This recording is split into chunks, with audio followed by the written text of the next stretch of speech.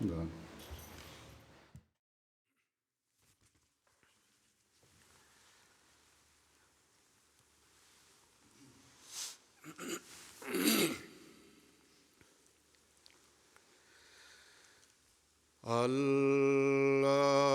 الله أكبر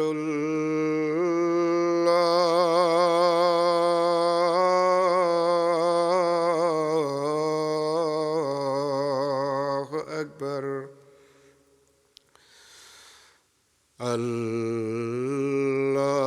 الله أكبر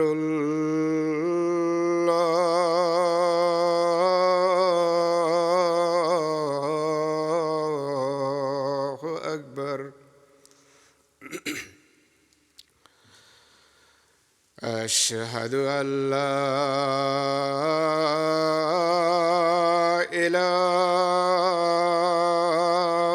إله إلا الله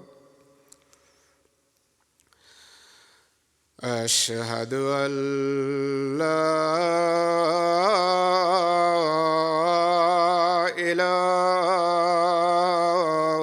إله إلا الله أشهد أن محمدًا رسول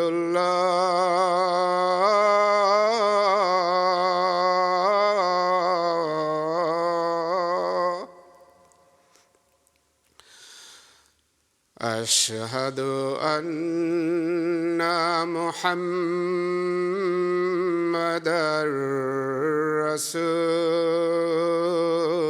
رسول الله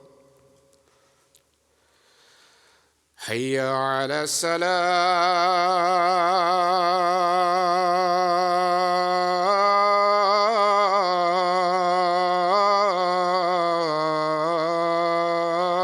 الصلاة حي على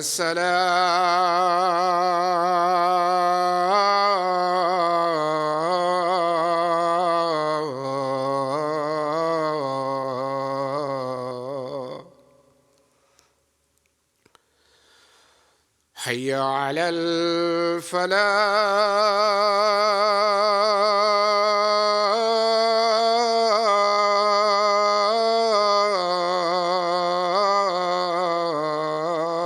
الفلاح حي على الفلاح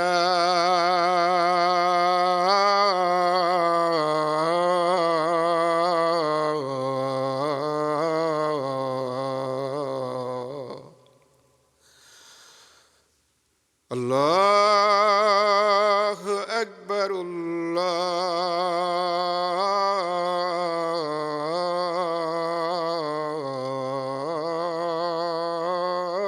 الله أكبر لا إله إلا الله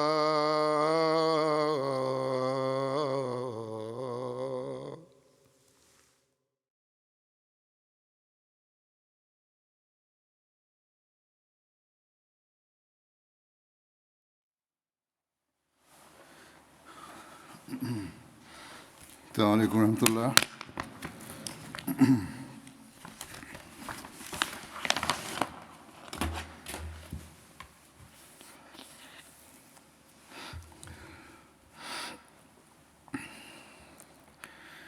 أشهد أن لا إله إلا الله وحده لا شريك له وأشهد أن محمدًا عبده ورسوله أما بعد فأعوذ بالله من الشيطان الرجيم بسم الله الرحمن الرحيم الحمد لله رب العالمين الرحمن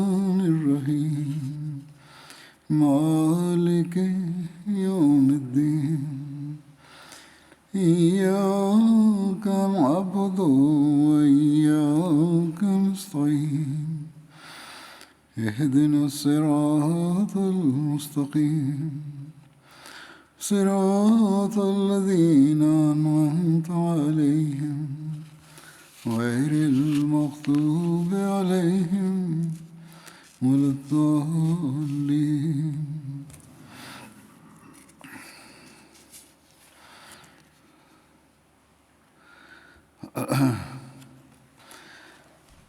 حضرت ابوبکر کو خلافت کے بعد جن مشکلات کا سامنا کرنا پڑا ان کا ذکر ہو رہا تھا. ان میں سے پہلی مشکل جو بیان کی گئی تھی وہ حضرت صلی اللہ علیہ وسلم کی وفات کا غم تھا، جو ہر مسلمان کو تھا، لیکن سب سے بڑھ کر حضرت ابوبکر جو ہمیشہ بچپن کے ساتھی تھے ان کو بہت زیادہ دکھ تھا. اور اس کے علاوہ جو مقام تھا ان کا وفا کا اور بیت کی گہرائی میں جا کر اس کا ادراک تھا، وہ کسی اور کو تو نہیں تھا. لیکن اس وقت انہوں نے بڑی جرأت کا مظاہرہ کیا، ایمان کا مظاہرہ کیا. یہ بیان ہوا ہے کہ پہلا نازک اور ہولناک مرحلہ تو حضرت صلی اللہ علیہ وسلم کی وفات کا صدمہ تھا کہ جس سے سارے صحابہ ہمارے غم کے دیوانے ہو رہے تھے. موت کے اس اچانک صدمے سے کوئی سنبھل نہیں پا رہا تھا. حضرت صلی اللہ علیہ وسلم کی جدائی کا کوئی تصور بھی نہیں کر سکتا تھا. آپ صلی اللہ علیہ وسلم کی وفات کا حادثہ اس قدر شدید اور المناک تھا کہ بڑے بڑے صحابہ ہمارے غم کے حواس کھو بیٹھے تھے. حضرت عمر جیسے بہادر کا محبت کی اس دیوانگی میں اور بھی برا حال تھا. وہ تلوار لے کر کھڑے ہو گئے کہ اگر کسی نے یہ کہا کہ محمد صلی اللہ علیہ وسلم وفات پا گئے ہیں تو میں اس کا سر تن سے جدا کر دوں گا. اور یہ ایک ایسا رد عمل تھا کہ مسلمان اس بات کو سن کر اس شش و پنج میں گرفت کی کیفیت میں مبتلا ہو گئے تھے کہ کیا حضرت صلی اللہ علیہ وسلم واقعی فوت ہو گئے کہ نہیں.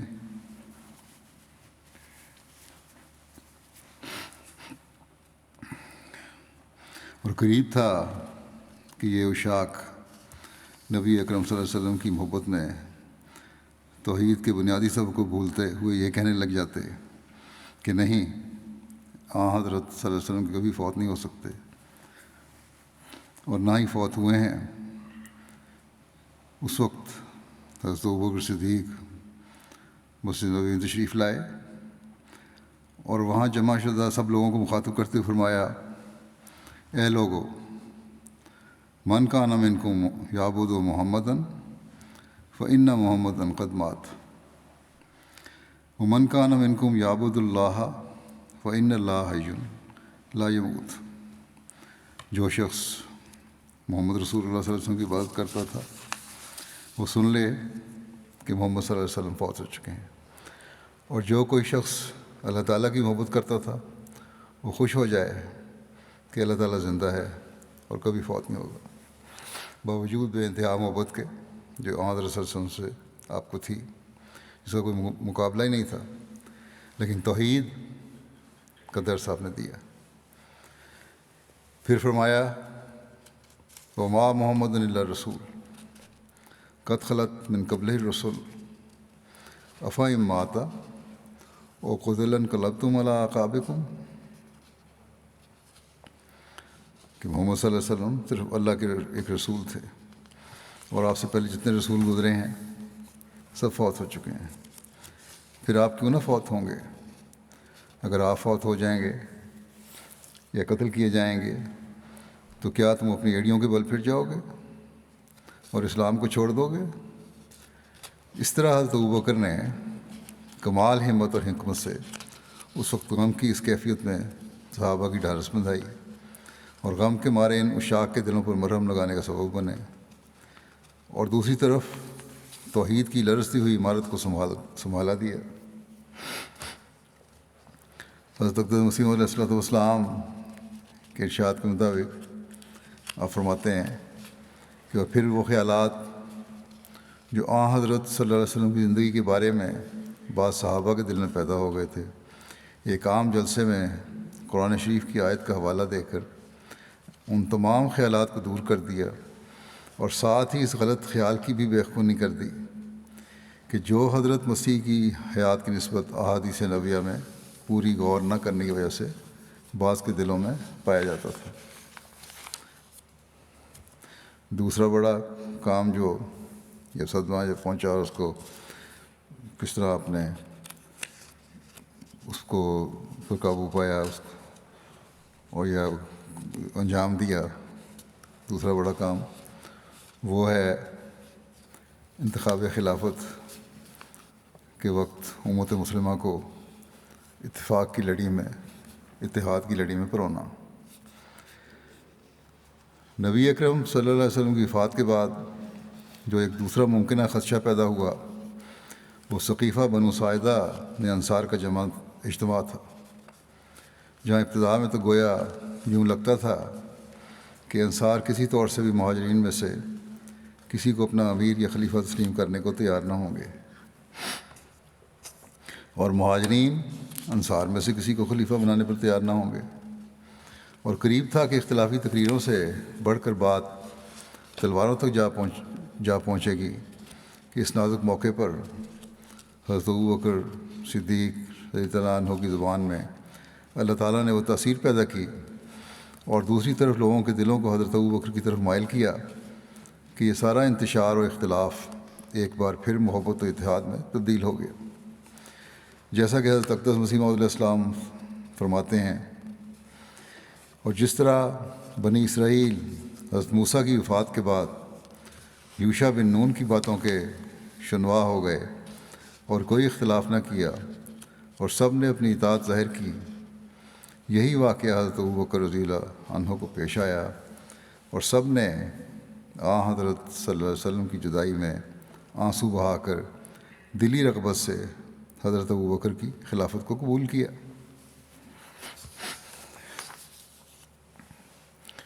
تیسرا اہم بات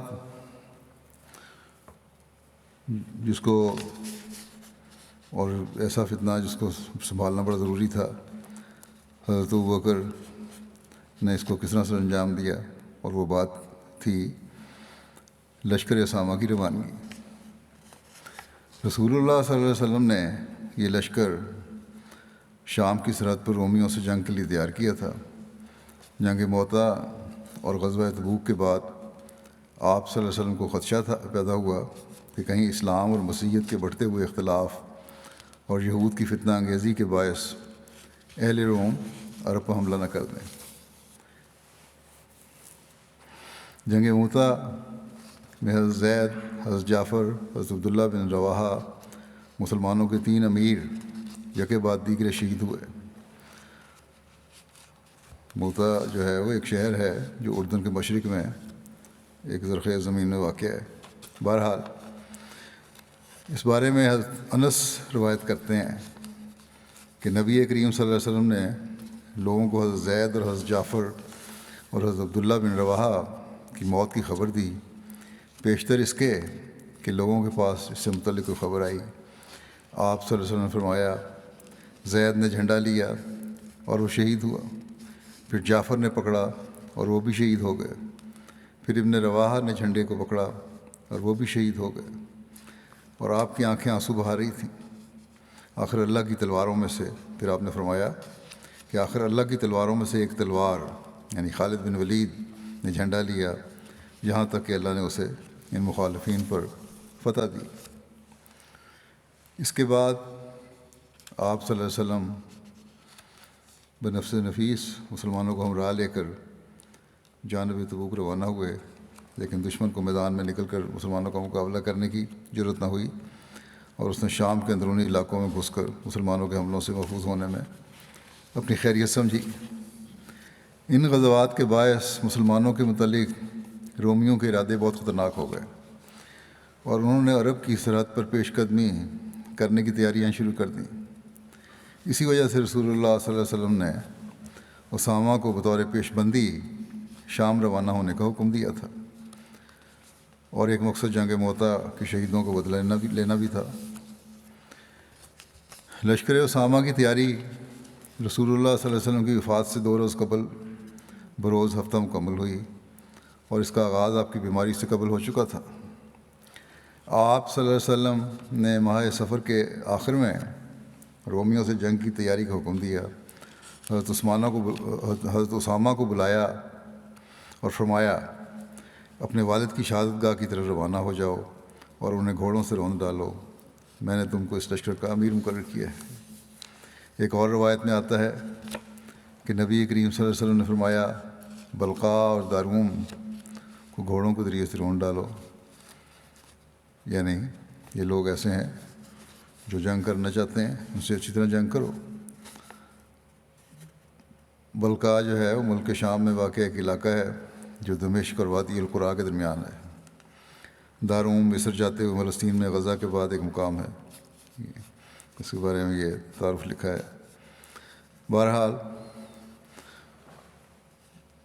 ملک شام کے لیے روانگی کا ارشاد کرتے ہوئے آپ نے فرمایا،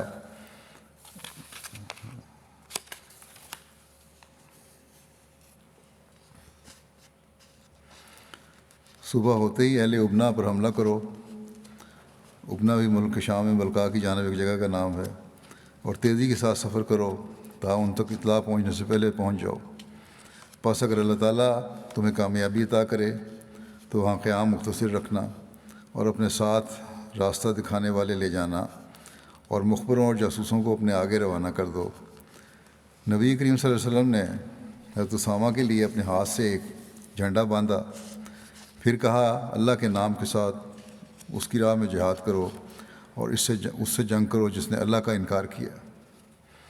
حضرت اسامہ یہ یعنی حضور صلی اللہ علیہ وسلم کے ہاتھ سے بندھا ہوا جھنڈا لے کر نکلے اور اسے حضرت بریدہ بن حصیب کے سپرد کیا، اور جرف مقام پر لشکر کو جمع کیا۔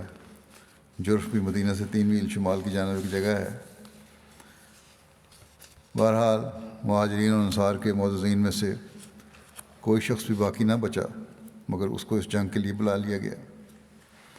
ان میں حضرت ابوبکر، حضرت عمر، حضرت ابو عبیدہ بن جراح، حضرت سعد بن ابی وقاص، حضرت سعید بن زید، حضرت قتادہ بن نعمان رضی اللہ عنہ، حضرت سلمہ بن اسلم رضی اللہ عنہ سب کی شامل تھے۔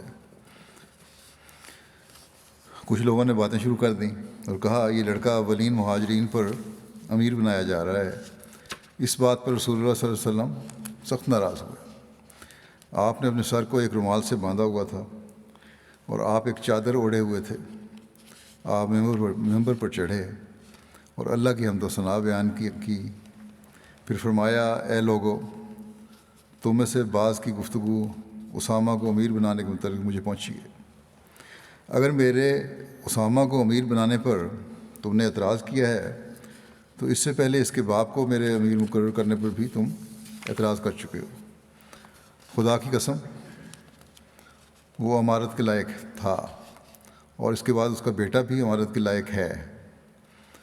وہ ان لوگوں میں سے تھا جو مجھے سب سے زیادہ محبوب ہیں، اور یقیناً یہ دونوں ایسے ہیں کہ ان کے بارے میں ہر قسم کی نیکی اور بھلائی کا خیال کیا جا سکتا ہے۔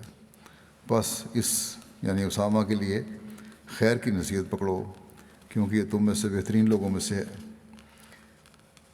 یہ 10 ربیع الاول اور ہفتے کا دن تھا، یعنی حضور صلی اللہ علیہ وسلم کی وفات سے 2 دن قبل کی بات ہے۔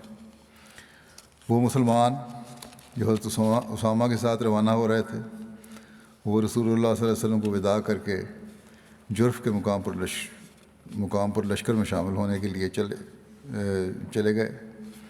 رسول اللہ صلی اللہ علیہ وسلم کی بیماری بڑھ گئی، لیکن آپ تاکید فرماتے رہے کہ لشکر اسامہ کو بھیجو۔ اتوار کے دن رسول اللہ صلی اللہ علیہ وسلم کا درد اور زیادہ ہو گیا۔ حضرت اسامہ لشکر میں سے واپس آئے تو آپ صلی اللہ علیہ وسلم بے ہوشی کی حالت میں تھے۔ اس روز لوگوں نے آپ کو دوا پلائی تھی۔ حضرت اسامہ نے سر جھکا کر رسول اللہ صلی اللہ علیہ وسلم کو بوسہ دیا۔ آپ بول نہیں سکتے تھے، لیکن آپ صلی اللہ علیہ وسلم اپنے دونوں ہاتھ آسمان کی طرف اٹھاتے اور حضرت اسامہ کے سر پر رکھ دیتے۔ حضرت اسامہ کہتے ہیں کہ میں نے سمجھ لیا کہ آپ میرے لیے دعا کر رہے ہیں۔ حضرت اسامہ لشکر کی طرف واپس آ گئے۔ حضرت اسامہ سوموار کو دوبارہ رسول اللہ صلی اللہ علیہ وسلم کے پاس آئے تو آپ کو افاقہ ہو گیا تھا۔ آپ نے اسامہ سے فرمایا کہ اللہ تعالیٰ کی برکت سے روانہ ہو جاؤ۔ حضرت اسامہ حضرت صلی اللہ علیہ وسلم سے رخصت ہو کر اپنے لشکر کی طرف روانہ ہوئے اور لوگوں کو چلنے کا حکم دیا۔ آپ نے ابھی کوچ کا ارادہ ہی کیا تھا کہ ان کی والدہ حضرت ایمن کی طرف سے ایک شخص یہ پیغام لے کر آیا کہ حضرت صلی اللہ علیہ وسلم کا آخری وقت دکھائی دے رہا تھا۔ اس پر حضرت اسامہ رسول اللہ صلی اللہ علیہ وسلم کے پاس حاضر ہوئے اور حضرت عمر اور حضرت ابو عبیدہ بھی ان کے ساتھ تھے اور آپ پر نزع کی حالت تھی۔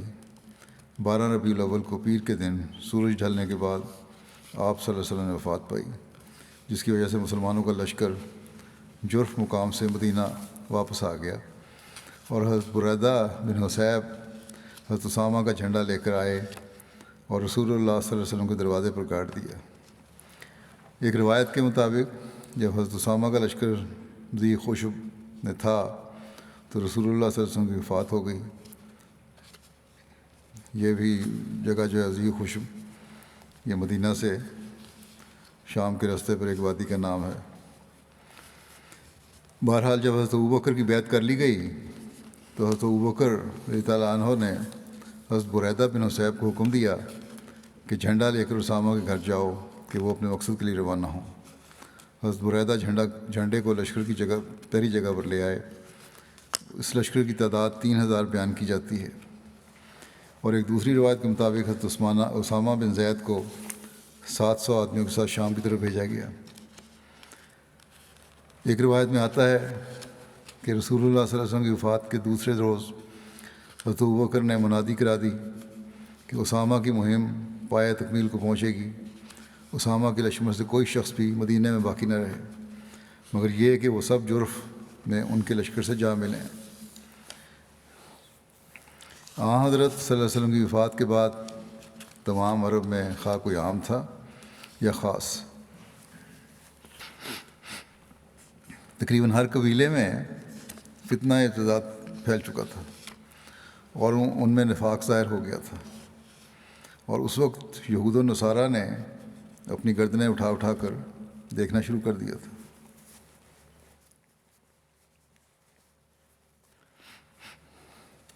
اور نبی صلی اللہ علیہ وسلم کی وفات اور مسلمانوں کی کم تعداد اور دشمن کی کثرت کے باعث ان کی حالت بارش والی ریت میں بھیڑ بکریوں کی مانند تھی، یعنی بالکل بے یار و مددگار تھے، اس طرح تھے۔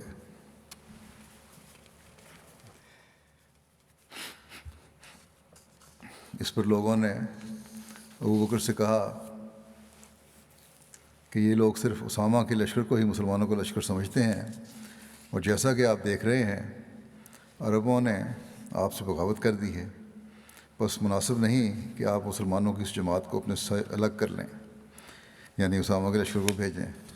اس پر حضرت ابوبکر نے فرمایا قسم ہے اس ذات کی جس کے ہاتھ میں میری جان ہے، اگر مجھے یقین ہو کہ درندے مجھے نوچ کھائیں گے تو بھی میں اسامہ کے لشکر کے بارے میں رسول اللہ کے جاری فرمودہ فیصلے کو نافذ کر کے رہوں گا۔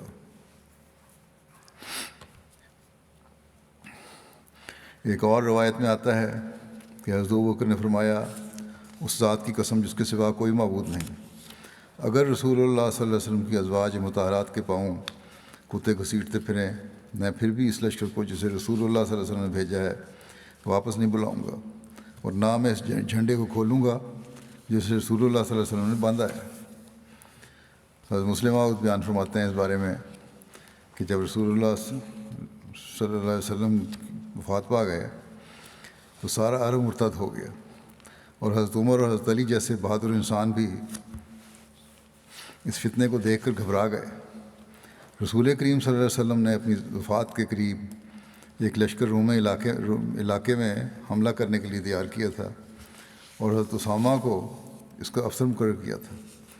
یہ لشکر ابھی روانہ نہیں ہوا تھا کہ رسول کریم صلی اللہ علیہ وسلم وفات پا گئے، اور آپ کی وفات پر جب عرب مرتد ہو گیا تو صحابہ نے سوچا کہ اگر ایسی بغاوت کے وقت اسامہ کا لشکر ابھی رومی علاقے پر حملہ کرنے کے لیے بھیج دیا گیا تو پیچھے صرف بوڑھے، مرد اور بچے اور عورتیں رہ جائیں گی، اور مدینہ کی حفاظت کا کوئی سامان نہیں رہے گا۔ چنانچہ انہوں نے تجویز کی کہ اکابر صحابہ کا ایک وفد حضرت ابوبکر کی خدمت میں جائے اور ان سے درخواست کرے کہ وہ اس لشکر کو بغاوت کے شروع ہونے تک روک لیں۔ چنانچہ حضرت عمر اور دوسرے بڑے بڑے صحابہ آپ کی خدمت میں حاضر ہوئے اور انہوں نے یہ درخواست پیش کی۔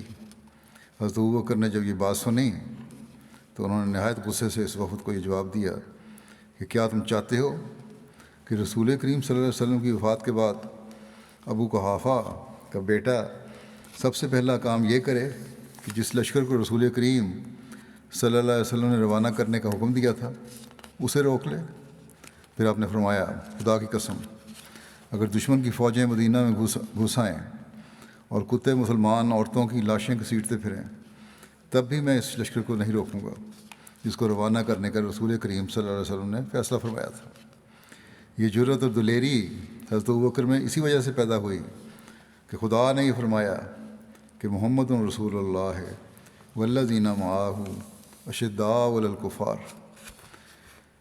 جس طرح بجلی کے ساتھ معمولی تار پہ مل جائے تو اس میں عظیم الشان طاقت پیدا ہو جاتی ہے، اسی طرح محمد رسول اللہ صلی اللہ علیہ وسلم کے تعلق کے نتیجے میں آپ کے ماننے والے بھی اشداء علی الکفار کے مصداق بن گئے۔ حضرت اقدس مسیح موعود علیہ السلام جیش اسامہ کی روانگی کی بابت اپنی تصنیف سر الخلافہ میں بیان فرماتے ہیں کہ ابن اسیر نے اپنی تاریخ میں لکھا ہے کہ جب رسول اللہ صلی اللہ علیہ وسلم کا وصال ہوا اور آپ کی وفات کی خبر مکے اور وہاں کے گورنر عتاب بن اسید کو پہنچی تو عتاب چھپ گیا اور مکہ لرز اٹھا اور قریب تھا کہ اس کے باشندے مرتد ہو جاتے۔ اور مزید لکھا ہے کہ عرب مرتد ہو گئے، ہر قبیلے میں سے عوام یا خواص، نفاق یعنی مرتد ہو گئے ہر قبیلے میں سے عوام یا خواص، اور نفاق ظاہر ہو گیا، اور یہودیوں اور عیسائیوں نے اپنی گردنیں اٹھا اٹھا کر دیکھنا شروع کر دیا، اور مسلمانوں کی اپنی نبی کی وفات کی وجہ سے نیز اپنی قلت اور دشمنوں کی کثرت کے باعث ایسی حالت ہو گئی تھی جیسی بارش والی ریت میں بھیڑ بکریوں کی ہوتی ہے، بارش والی رات میں بھیڑ بکریوں کی ہوتی ہے۔ اس پر لوگوں نے ابوبکر سے کہا کہ لوگ صرف اسامہ کے لشکر کو ہی مسلمانوں کا لشکر سمجھتے ہیں، اور جیسا کہ آپ دیکھ رہے ہیں عربوں نے آپ سے بغاوت کر دی ہے، بس مناسب نہیں کہ آپ مسلمانوں کی اس جماعت کو اپنے سے الگ کر لیں۔ اس پر حضرت ابوبکر نے فرمایا، اس ذات کی قسم جسے قبضہ قدرت میں میری جان ہے، اگر مجھے اس بات کا یقین بھی ہو جائے کہ درندے مجھے اچک لیں گے تب بھی میں رسول اللہ صلی اللہ علیہ وسلم کے حکم کے مطابق اسامہ کے لشکر کو ضرور بھیجوں گا۔ جو فیصلہ رسول اللہ صلی اللہ علیہ وسلم نے فرمایا ہے میں اسے منسوخ نہیں کر سکتا۔ الغرض آپ نے حضرت صلی اللہ علیہ وسلم کے حکم کو کما حقہ قائم رکھا اور نافذ فرمایا، اور جو صحابہ حضرت اسامہ کے لشکر میں شامل تھے انہیں واپس لشکر میں شامل ہونے کا ارشاد فرمایا۔ آپ نے فرمایا کہ ہر وہ شخص جو پہلے اسامہ کے لشکر میں شامل تھا اور اسے رسول اللہ صلی اللہ علیہ وسلم نے اس میں شامل ہونے کا ارشاد فرمایا تھا وہ ہرگز پیچھے نہ رہے، اور نہ ہی میں اسے پیچھے رہنے کی اجازت دوں گا۔ اسے خواب پیدل جانا پڑے وہ ضرور ساتھ جائے گا، تو کوئی ایک بھی اس سے پیچھے نہ رہا۔ بہرحال لشکر ایک بار پھر تیار ہو گیا۔ بعض صحابہ نے حالات کی نزاکت کے باعث پھر مشورہ دیا کہ فی الحال اس لشکر کو روک لیا جائے۔ ایک روایت کے مطابق حضرت اسامہ نے حضرت عمر سے کہا کہ آپ حضرت ابوبکر کے پاس جا کر ان سے کہیں کہ وہ لشکر کی روانگی کا حکم منسوخ کر دیں، تاکہ ہم مرتدین کے خلاف نبرد آزما ہوں اور خلیفہ رسول اور حرم رسول اور مسلمانوں کو مشرکین کے حملوں سے محفوظ رکھیں۔ حضرت اسامہ کے لشکر میں شامل کچھ انصار نے حضرت عمر سے یہ بھی کہا کہ خلیفہ رسول اللہ صلی اللہ علیہ وسلم حضرت ابوبکر اگر لشکر کو روانہ کرنے پر ہی مصر ہوں تو انہیں ہماری طرف سے یہ پیغام دیں اور یہ مطالبہ کریں کہ وہ کسی ایسے شخص کو لشکر کا سردار مقرر کر دیں جو عمر میں اسامہ سے بڑا ہو۔ حضرت عمر حضرت اسامہ کے کہنے پر حضرت ابوبکر کی خدمت میں حاضر ہوئے اور انہوں نے بتایا جو حضرت اسامہ نے کہا تھا۔ اس پر حضرت ابوبکر نے فرمایا کہ اگر کتے اور بھیڑیے بھی مجھے نوچ کر کھائیں تو میں اسی طرح اس فیصلے کو نافذ کروں گا جیسا کہ رسول اللہ صلی اللہ علیہ وسلم نے حکم فرمایا تھا، اور میں اس فیصلے کو تبدیل نہیں کروں گا جو فیصلہ رسول اللہ صلی اللہ علیہ وسلم نے فرمایا تھا۔ اگر ان بستیوں میں میرے سوا کوئی ایک بھی باقی نہ بچا تب بھی میں اس فیصلے کو نافذ کر کے رہوں گا۔ پھر حضرت عمر نے کہا کہ انصار کسی ایسے شخص کو امیر کے طور پر چاہتے ہیں جو اسامہ سے عمر میں بڑا ہو۔ اس پر حضرت ابوبکر کھڑے ہوئے اور آپ بیٹھے ہوئے تھے۔ حضرت عمر کی داڑھی سے پکڑا اور کہا، اے ابن خطاب، تیری ماں تجھے کھوئے، رسول اللہ صلی اللہ علیہ وسلم نے اسے امیر مقرر کیا ہے اور تم مجھے کہتے ہو کہ میں اسے امارت سے ہٹا دوں۔ حضرت عمر لوگوں کی طرف واپس پہنچے تو لوگوں نے آپ سے کہا کہ کیا بنا؟ تو حضرت عمر نے اس سے کہا، چلے جاؤ، تمہاری مائیں تمہیں سب کھوئیں، تمہیں کھوئیں، یعنی برا بلا کا ان کو ناپسندی کا اظہار کیا کہ آج تمہاری وجہ سے رسول اللہ صلی اللہ علیہ وسلم کے خلیفہ کی طرف سے مجھے کوئی بھلائی نہیں ملی، یعنی انہوں نے بہت برا بنایا میری باتوں کو۔ جب حضرت ابوبکر کے حکم کے مطابق جیش اسامہ جرف کے مقام پر اکٹھا ہو گیا تو حضرت ابوبکر وہاں خود تشریف لے گئے اور آپ نے وہاں جا کر لشکر کا جائزہ لیا اور اس کو ترتیب دی۔ روانگی کے وقت کا منظر بھی بہت حیرت انگیز تھا۔ اس وقت حضرت اسامہ سوار تھے جبکہ حضرت ابوبکر پیدل چل رہے تھے۔ حضرت اسامہ نے عرض کیا، اے رسول اللہ صلی اللہ علیہ وسلم کے خلیفہ، یا تو آپ سوار ہو جائیں یا پھر میں بھی نیچے اترتا ہوں۔ اس پر حضرت ابوبکر نے فرمایا، بخدا نہ ہی تم نیچے اترو گے اور نہ ہی میں سوار ہوں گا، اور مجھے کیا ہے کہ میں اپنے دونوں پیر اللہ کی راہ میں ایک گھڑی کے لیے گرد آلود نہ کر لوں، کیونکہ غزوہ میں شامل ہونے والا جب کوئی قدم اٹھاتا ہے تو اس کے لیے اس کے بدلے میں 700 نیکیاں لکھی جاتی ہیں اور اس کو 700 درجے بلندی دی جاتی ہے اور اس کی 700 برائیاں ختم کی جاتی ہیں۔ پھر حضرت ابوبکر نے حضرت اسامہ سے کہا، اگر آپ مناسب سمجھیں تو حضرت عمر کو میرے کاموں میں معاونت کے لیے چھوڑ دیں۔ تو حضرت اسامہ نے اجازت دے دی۔ اس کے بعد حضرت عمر جب بھی حضرت اسامہ سے ملتے، یہاں تک کہ خلیفہ منتخب ہونے کے بعد بھی، تو آپ کو مخاطب ہو کر کہتے کہ السلام علیکہ ایھا الامیر۔ حضرت عمر کے قافلے میں شامل تھے، اس لیے اس وقت ان کے امیر تھے، تو حضرت عمر یہ کہا کرتے تھے کہ اے امیر السلام علیکم۔ حضرت اسامہ کہتے ہیں، حضرت اسامہ جواب دیا کرتے تھے، غفر اللہ لکا یا امیر المومنین، کہ اے امیر المومنین، اللہ تعالیٰ آپ سے مغفرت کا سلوک فرمائے۔ بہرحال آگے ذکر ہے کہ سب سے آخر پر لشکر کو خطاب فرماتے ہوئے حضرت ابوبکر صدیق نے فرمایا کہ میں تم کو 10 باتوں کی نصیحت کرتا ہوں۔ تم خیانت نہ کرنا اور مال غنیمت سے چوری نہ کرنا، تم بد عہدی نہ کرنا اور مصلح نہ کرنا، یعنی کسی کے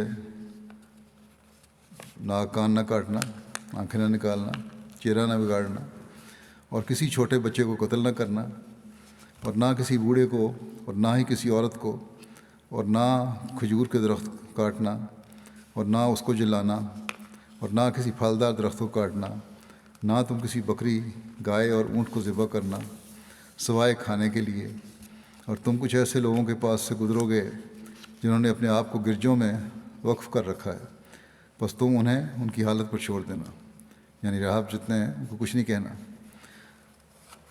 عیسائی، پادری، راہب. اور تم ایسے لوگوں کے پاس جاؤ گے جو تمہیں مختلف قسم کے کھانے برتنوں میں پیش کریں گے، تم ان پر اللہ کا نام لے کر کھانا. یہ نہیں کہ اگر انہوں نے نام کھانا پیش کیا تو کھاؤ نہ کہ حرام ہے، اللہ بسم اللہ پڑھ کے کھا لینا. اور تمہیں ایسے لوگ ملیں گے جو اپنے سر کے بال درمیان سے صاف کیے ہوں گے اور چاروں طرف پٹیوں کی مانند بال چھوڑے ہوں گے، تو تلوار سے ان کی خبر لینا. یہ لوگ جو ہیں، اس بارے میں مختلف روایتیں ہیں.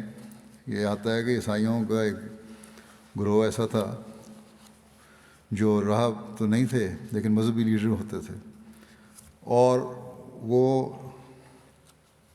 مسلمانوں کے خلاف جنگ کے لیے بھڑکاتے رہتے تھے اور حصہ بھی لیتے تھے جنگ میں. اس لیے آپ نے یہ تو فرمایا کہ جو راہب ہیں جو گرجوں کے اندر ہیں ان کو کچھ نہیں کہنا، ان سے نہیں لڑنا، لیکن ایسے لوگ اور ان لوگوں کے پیچھے چلنے والے جو لوگ ہیں ان سے بہرحال جنگ کرنی ہے، کیونکہ یہ لوگ جنگ کرنے والے بھی ہیں اور جنگ کے لیے بھڑکانے والے بھی ہیں.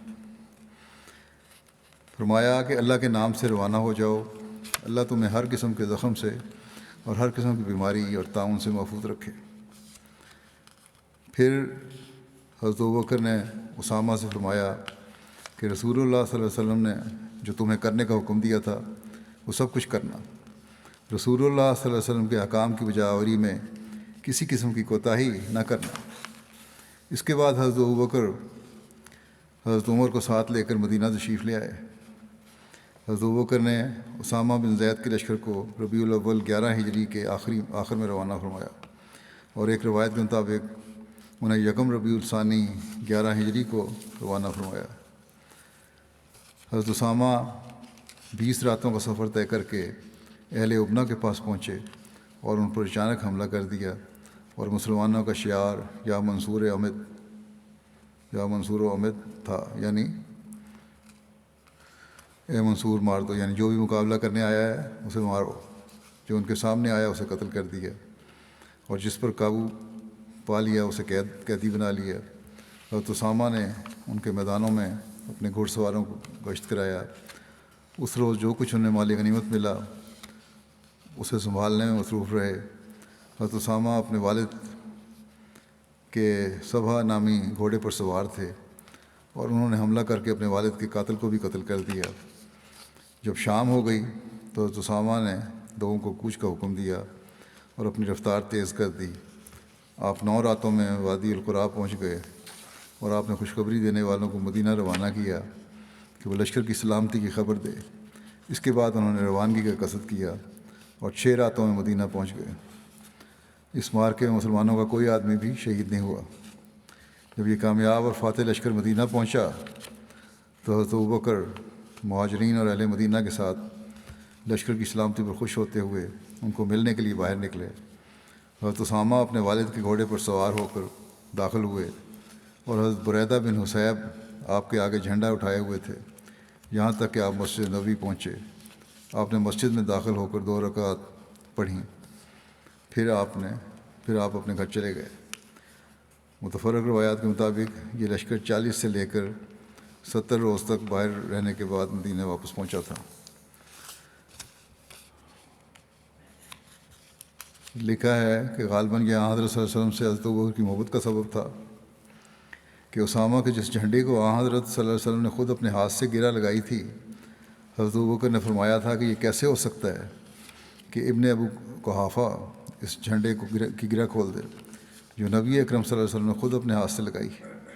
چنانچہ لشکر اسامہ کی واپسی پر اس جھنڈے کی گرہ نہ کھولی گئی، اور وہ جھنڈا بعد میں بھی حضرت اسامہ کے گھر میں ہی رہا یہاں تک کہ حضرت اسامہ کی وفات ہو گئی. لشکر اسامہ کے اثرات کے بارے میں لکھا ہے کہ اس کے لشکر کے بہت ہی اہم اور دوررس اثرات ظاہر ہوئے.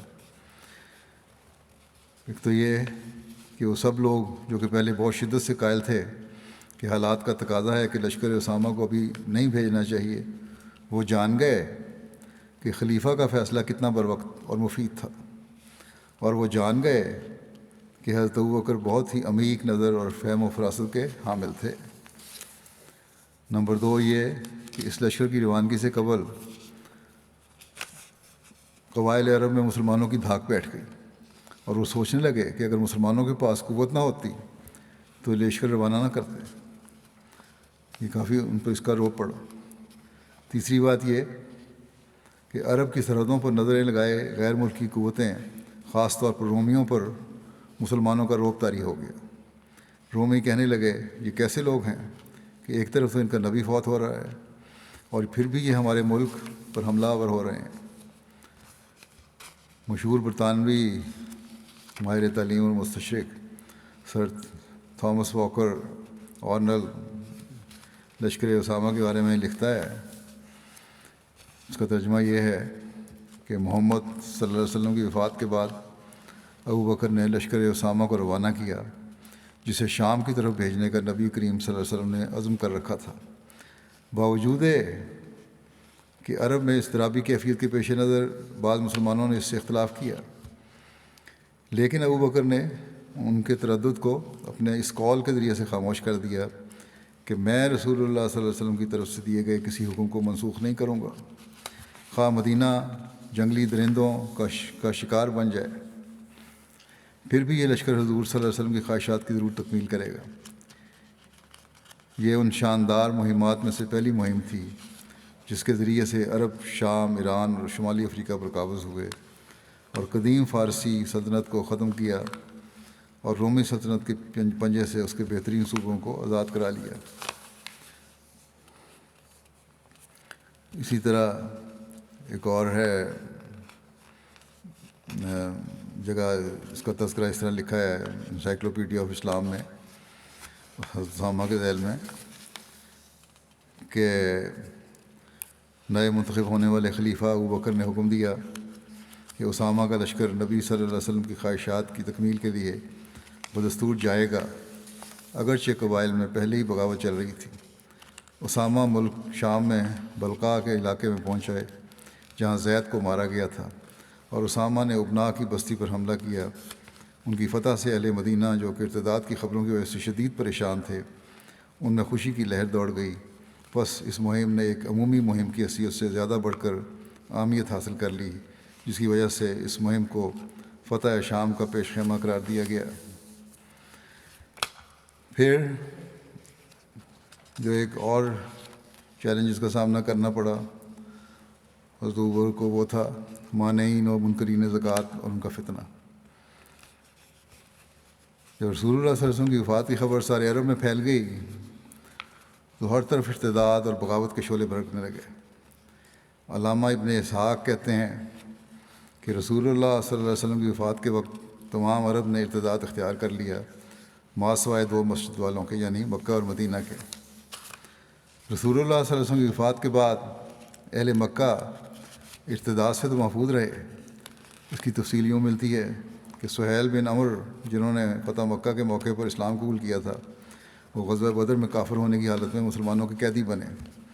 انہوں نے اپنے ہونٹوں پر نشان بنا رکھے تھے۔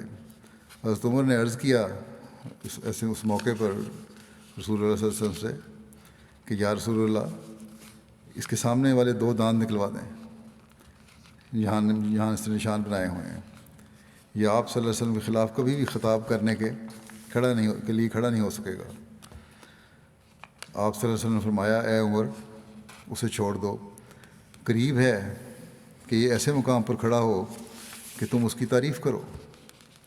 حضرت عمر تو اس کو سزا دلانا چاہتے تھے، آپ صلی اللہ علیہ وسلم نے کہا نہیں، کچھ نہیں کہنا، ایک موقع آئے گا جب یہ اس مقام پہ کھڑا ہوگا اور ایسی باتیں کرے گا کہ تم تعریف کرو گے اس کی۔ بہرحال وہ کہتے ہیں کہ یہ مقام اس وقت آیا جب رسول اللہ صلی اللہ علیہ وسلم کی وفات ہوئی تو مکے والے متزلزل ہو گئے۔ جب قریش نے اہل عرب کو مرتد ہوتے دیکھا اور حضرت عتاب بن اسید اموی جو کہ نبی کریم صلی اللہ علیہ وسلم کی طرف سے اہل مکہ پر امیر مقرر تھے، وہ چھپ گئے، تو اس وقت حضرت سہیل بن عمر خطاب کرتے ہوئے کھڑے ہوئے اور کہا، اے قریش کے گروہ، آخر میں اسلام لا کر سب سے پہلے ارتداد اختیار کرنے والے نہ بننا۔ خدا کی قسم، یہ دین اسی طرح پھیلے گا جس طرح کہ چاند اور سورج طلوع سے غروب تک پھیلتے ہیں۔ اس طرح آپ نے یعنی سہیل نے ایک طویل خطاب کیا، چنانچہ اس خطاب نے مکے والوں کے دلوں پر اثر کیا اور روکے۔ حضرت عطاب رضی اللہ تعالیٰ عنہ بھی بلائے گئے، عطاب بن اسید، اور جو چھپ گئے تھے، اور قریش اسلام پر ثابت قدم ہو گئے۔ وہ لوگ جنہوں نے ارتداد اختیار کیا تھا ان کی متعدد اقسام تھیں۔ ان کا ذکر کرتے ہوئے حضرت ابوبکر کی سیرت پر ایک لکھنے والے لکھتے ہیں کہ ارتداد کی بھی مختلف شکلیں رہی ہیں۔ کچھ لوگوں نے تو سرے سے اسلام چھوڑ کر وثنیت اور بت پرستی کو اختیار کر لیا۔ کچھ لوگوں نے نبوت کا دعویٰ کیا۔ کچھ لوگ اسلام کے معترف رہے، نماز بھی قائم کرتے رہے، لیکن زکوٰۃ کی ادائیگی سے رک گئے۔ کچھ لوگ رسول اللہ صلی اللہ علیہ وسلم کی وفات سے خوش ہوئے اور جاہلی عادات و اعمال میں لگ گئے۔ کچھ لوگ حیرت و تردد کا شکار ہوئے اور اس انتظار میں لگ گئے کس کو غلبہ ملتا ہے۔ ان تمام شکلوں کی وضاحت سیرت و فقہ کے علماء نے کی ہے۔ امام خطابی کہتے ہیں کہ مرتدین دو طرح کے تھے۔ ایک تو وہ جو دین سے مرتد ہوئے، ملت کو چھوڑا اور کفر کی طرف لوٹ گئے۔ اس فرقے کے دو گروہ تھے۔ ایک گروہ ان لوگوں کا تھا جو مسلمہ کذاب اور اسود انسی پر ایمان لائے، ان کی نبوت کی تصدیق کی اور رسول اللہ صلی اللہ علیہ وسلم کی نبوت کا انکار کیا۔ دوسرا گروہ ان لوگوں کا تھا جو دین اسلام میں مرتد ہوئے، شرعی احکام کا انکار کیا، نماز و زکوٰۃ وغیرہ جیسے امور کے تارک ہو کر جاہلی دین کی طرف لوٹ گئے۔ اور مرتدین کی دوسری قسم ان لوگوں کی تھی جنہوں نے نماز و زکوٰۃ کے درمیان تفریق کی، نماز کا اقرار کیا اور زکوٰۃ کی فرضیت اور اسے خلیفہ کو دینے کے وجوب سے انکار کیا۔ ان زکوٰۃ روکنے والوں میں سے ایسے لوگ بھی تھے جو زکوٰۃ دینا چاہتے تھے، لیکن ان کے سرداروں نے ان کو اس سے روک رکھا تھا۔ مرتدین کی اس تقسیم سے قریب تر جو مختلف تقسیمیں ہیں قاضی ایاز کی تقسیم ہے، لیکن انہوں نے 3 قسمیں بیان کی ہیں۔ ایک وہ جنہوں نے بت پرستی اختیار کر لی، دوسرے وہ جنہوں نے مسلمہ کذاب اور اسود انسی کی پیروی کی، دونوں نبوت کے دعوے دار تھے، تیسرے وہ جو اسلام پر قائم رہے لیکن زکوٰۃ کا انکار کیا اور اس تعویل کے شکار ہوئے کہ اس کی فرضیت نبی کریم صلی اللہ علیہ وسلم کے دور تک محدود تھی۔ پھر ڈاکٹر عبد الرحمٰن ہیں، وہ کہتے ہیں کہ مرتدین کی 4 قسمیں ہیں۔ ایک وہ جو بت پرستی میں لگ گئے، دوسرے وہ جنہوں نے جھوٹے مدعیان نبوت، اسود انسی، مسلمہ کذاب اور سجاح کی اتباع کی، اور تیسرے وہ جنہوں نے وجوب زکوٰۃ کا انکار کیا، اور چوتھے وہ جنہوں نے وجوب زکوٰۃ کا تو انکار نہ کیا لیکن ابو بکر رضی اللہ عنہ کو دینے سے انکار کیا۔ وہ قبائل جنہوں نے زکوٰۃ دینے سے انکار کیا تھا ان میں نمایاں مدینہ کے قریبی قبائل ابس اور ذبیان اور ان سے ملکہ قبائل بنو کنانہ، غطفان اور فزارہ تھے۔ قبیلہ حوازن والے متردد تھے، انہوں نے بھی زکوٰۃ کی ادائیگی سے انکار کر دیا تھا۔ مانعین زکوٰۃ کے حوالے سے حضور کا صحابہ سے مشورہ طلب کرنے کا ذکر ملتا ہے۔ حضرت ابوبکر نے کفار صحابہ کو جمع کیا کر کے ان سے منکرین زکوٰۃ کے ساتھ جنگ کرنے کے متعلق مشورہ کیا۔ منکرین زکوٰۃ سے جنگ کر رہے ہیں۔ حضرت عمر بن خطاب جو اپنے آپ کو مسلمان کہتے تھے لیکن زکوٰۃ سے انکاری تھے۔ حضرت عمر بن خطاب اور بیشتر مسلمانوں کی یہ رائے تھی کہ ہمیں اللہ اور اس کے رسول پر ایمان لانے والے لوگوں سے ہرگز لڑنا نہیں چاہیے، بلکہ انہیں ساتھ ملا کر مرتدین کے خلاف مصروف فکار ہونا چاہیے۔ بعض لوگ اس رائے کے مخالف بھی تھے لیکن ان کی تعداد بہت تھوڑی تھی۔ ایک روایت کے مطابق حضرت صحابہ نے حضرت ابوبکر کو مشورہ دیا کہ مانعین زکوٰۃ کو ان کی حالت پر چھوڑ دیں اور ان کی تالیف قلب کریں یہاں تک کہ ایمان ان کے دلوں میں متمکن ہو جائے، پھر ان سے زکوٰۃ وصول کی جائے۔ حضرت ابوبکر نے اس کو نہ مانا اور انکار کر دیا۔ حضرت ابوبکر اس رائے کے حامی تھے کہ منکرین زکوٰۃ سے جنگ کر کے بزور ادائے زکوٰۃ پر مجبور کرنا چاہیے۔ اس امر میں ان کی شدت کا یہ عالم تھا کہ بحث کرتے ہوئے پرزور الفاظ میں فرمایا، واللہ اگر منکرین زکوٰۃ مجھے ایک رسی دینے سے بھی انکار کریں گے جسے وہ رسول اللہ صلی اللہ علیہ وسلم کے زمانے میں ادا کیا کرتے تھے تو بھی میں ان سے جنگ کروں گا۔ بخاری کی ایک روایت میں اس امر کی تفصیل یوں بیان ہے، ابو ہریرہ بیان کرتے ہیں کہ حضرت عمر نے کہا کہ آپ لوگوں سے کیسے لڑیں گے، جبکہ رسول اللہ نے فرمایا ہے کہ امرت ان اقاتل الناس حتی یقولوا لا الہ الا اللہ ومن قالها فقد سمع منی مالہ و نفسہ الا بحقہ وحسابہ علی اللہ۔ مجھے حکم دیا ہے کہ میں ان لوگوں سے لڑائی کروں یہاں تک کہ وہ لا الہ الا اللہ کا اقرار کریں، اور جس نے اس کا اقرار کر لیا اس نے مجھ سے اپنا مال اور اپنی جان بچا لی سوائے کسی حق کی بنا پر، اور اس کا حساب اللہ کے ذمہ ہے۔ تو حضرت ابوبکر نے فرمایا بخدا میں ضرور قتال کروں گا اس سے جس نے نماز اور زکوٰۃ کے درمیان فرق کیا، کیونکہ زکوٰۃ مال کا حق ہے۔ بخدا اگر انہوں نے بکری کا بچہ بھی مجھے نہ دیا جو وہ رسول اللہ صلی اللہ علیہ وسلم کو ادا کیا کرتے تھے تو میں ان سے قتال کروں گا اس کو روکنے پر۔ حضرت عمر نے کہا پس اللہ کی قسم یہ نہ ہوا مگر اللہ تعالیٰ نے حضرت ابوبکر کا سینہ کھول دیا، میں جان گیا کہ یہی حق ہے۔ یعنی حضرت عمر کو بعد میں تسلیم کرنا پڑا کہ حضرت ابوبکر صحیح فرما رہے تھے۔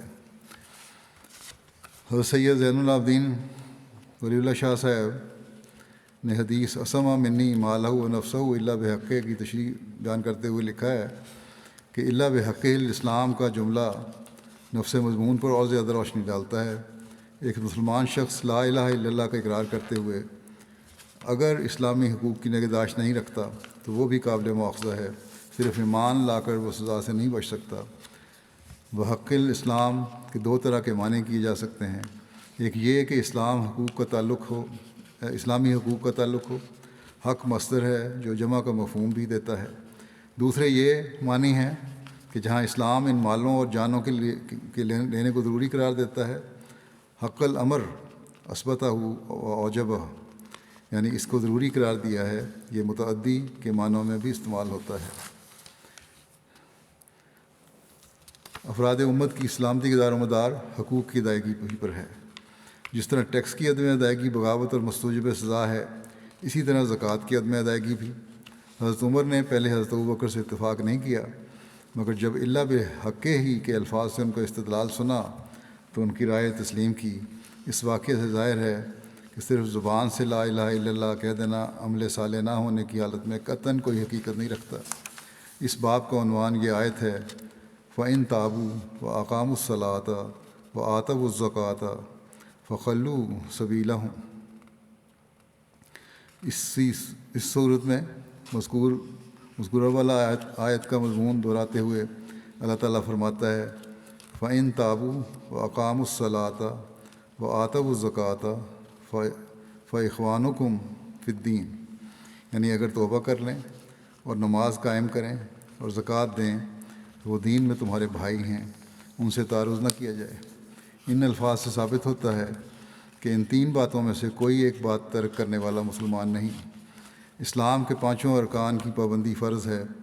خود آن حضرت صلی اللہ علیہ وسلم نے بھی الا بحقہ ہی فرما کر انفاق سبیل اللہ کی کو معاشرے کے کمزور طبقے کا حق قرار دیا ہے، یعنی ذی استطاعت لوگوں کا فرض ہے کہ احکام اسلامی کی پابندی کریں اور جو مالی حق ان پر عائد کیا گیا ہے وہ ادا کریں۔ اس صورت میں ان کے حقوق بھی محفوظ رہیں گے۔ الا بحقہ ہی کے الفاظ سے حضرت ابوبکر کا استدلال عمیق اور وسیع نظر پر دلالت کرتا ہے۔ حضرت ابوبکر کے نزدیک زکوٰۃ کی عدم ادائیگی بغاوت ہے، اور زکوٰۃ نہ دینے والا معاشرہ اسلامیہ کا فرد نہیں رہتا، اور یہ کہ اس بغاوت پر اس سے جنگ کرنا ضروری ہے۔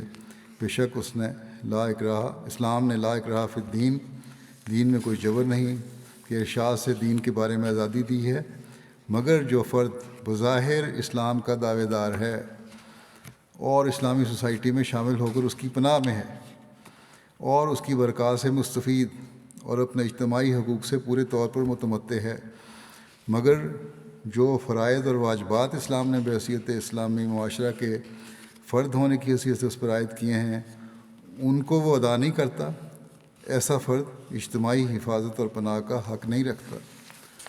دنیا میں کوئی حکومت بھی قانون شکن اور باغی افراد کو برداشت نہیں کرتی۔ اسلامی نظام زکوٰۃ و صدقات کا تعلق دراصل معاشرے سے ہے، نہ کسی ایک فرد سے۔ اس کے نتائج اور اثرات کا تعلق بھی معاشرے ہی سے ہے، فرد سے نہیں۔ ایک روایت کے مطابق اس موقع پر حضرت عمر نے عرض کیا کہ اے خلیفہ رسول صلی اللہ علیہ وسلم، لوگوں کے ساتھ تلیف قلب اور نرمی کا سلوک کریں۔ اس پر حضرت ابوبکر نے حضرت عمر سے فرمایا، حضرت عمر کو، کہ جاہلیت میں تو تم بڑے بہادر تھے اور اسلام میں اب اس طرح بزدلی کا مظاہرہ کر رہے ہو۔ بہرحال مانعین زکوٰۃ کے رویے سے ان کے ساتھ جنگ اور اس کے کیا نتائج اپنے اور غیروں پر ظاہر ہوئے، اس بارے میں انشاءاللہ آئندہ بیان ہوگا۔ آج پھر میں جو دنیا کے موجودہ حالات ہیں اس بارے میں کہنا چاہتا ہوں۔ دعا کریں اللہ تعالیٰ دونوں طرف کی حکومتوں کو عقل دے، سمجھ دے، اور انسانیت کا خون کرنے سے لوگ باز آ جائیں۔ ساتھ ہی یہ جنگ جو ہے، ہمیں یہ مسلمانوں کو بھی سبق لینا چاہیے کہ کس طرح یہ لوگ ایک ہو گئے ہیں، لیکن مسلمان باوجود ایک کلمہ پڑھنے کے کبھی ایک نہیں ہوتے۔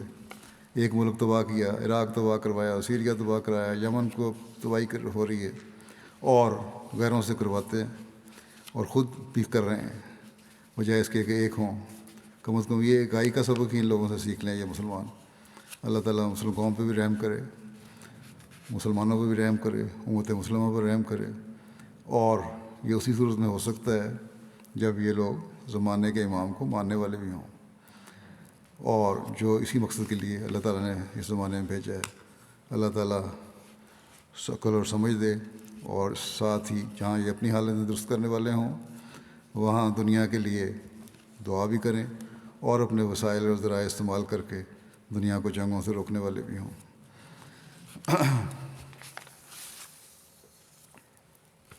نہ کہ خود جنگوں میں شامل ہونے والے۔ نماز کے بعد میں ایک جنازہ غائب بھی پڑھاؤں گا جو سیدہ کیسرا ظفر ہاشمی صاحبہ کا ہے۔ ظفر اقبال ہاشمی صاحب لاہور کی اہلیہ تھیں، جو گزشتہ دنوں وفات پا گئیں، انا للہ و انا الیہ راجعون۔ مرحومہ حضرت مسیح علیہ السلام کے صحابی حضرت سید محمد علی بخاری صاحب کی پوتی تھیں۔ سید نذیر احمد بخاری صاحب گھر پیدا ہوئیں۔ شادی کے بعد یہ مختلف جگہوں پر جہاں رہیں، 1961 میں ان کی شادی ہوئی تھی۔ اس کے بعد 1981 میں علامہ اقبال ٹاؤن لاہور شفٹ ہو گئیں۔ وہاں لجنہ کی خدمت کی توفیق ملی، اور صدر کے طور پر بھی اور سیکرٹری کے طور پر بھی خدمات انجام دیتی رہیں۔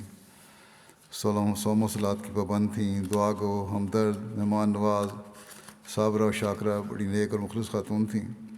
خلافت سے بے انتہا محبت اور اطاعت کا تعلق تھا۔ مالی تحریکات میں بڑھ چڑھ کر حصہ لیتیں، چندہ سال کے شروع میں ہی ادا کر دیا کرتی تھیں۔ اللہ کے فضل سے موسیہ تھیں۔ پسماندگان میں میاں کے علاوہ 5 بیٹے اور 1 بیٹی شامل ہیں۔ ایک بیٹے محمود اقبال ہاشمی صاحب اسیر رائے مولا ہیں، جو آج کل کیمپ جیل لاہور میں ہیں۔ ان کو جیل سے نکلنے کی اجازت نہیں ملی، لیکن بہرحال یہ نرمی کا سلوک کیا انتظامیہ نے کہ والدہ کی میت کو جیل لے جا کر انہیں والدہ کا آخری دیدار کروا دیا۔ احمدیوں کے خلاف اسلامی شاعر کے استعمال کے الزام میں اتنی بڑی سزائیں دی جاتی ہیں کہ جنازہ پڑھنے کے لیے بھی جیل سے نہیں نکالا گیا، جبکہ بڑے بڑے قاتلوں کو نکلنے کی اجازت مل جاتی ہے۔ بہرحال اللہ تعالیٰ اس ملک اور حکومتوں کو بھی رحم کرے۔ محمود اقبال صاحب اور ان کے 3 ساتھیوں کے خلاف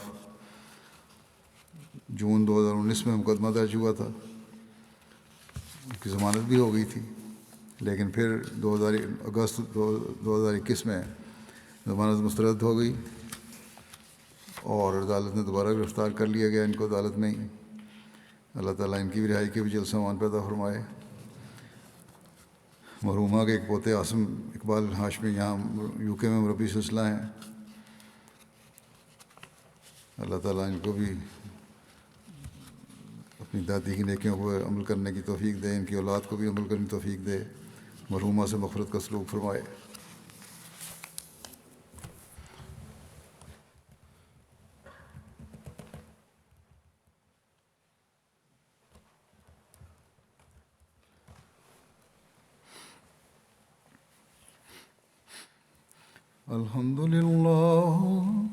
الحمد لله نحمده ونستعينه ونستغفره ونؤمن به ونتوكل عليه ونعوذ بالله من شرور أنفسنا ومن سيئات أعمالنا من يهده الله فلا مضل له ومن يضلل فلا هادي له ونشهد أن لا إله إلا الله ونشهد أن محمدا عبده ورسوله عباد الله رحمكم الله إن الله يأمر بالعدل والإحسان وإيتاء ذي القربى وينهى عن الفحشاء والمنكر والبغي يعظكم لعلكم تذكرون اذكروا الله يذكركم وادعوه يستجب لكم ولذكر الله أكبر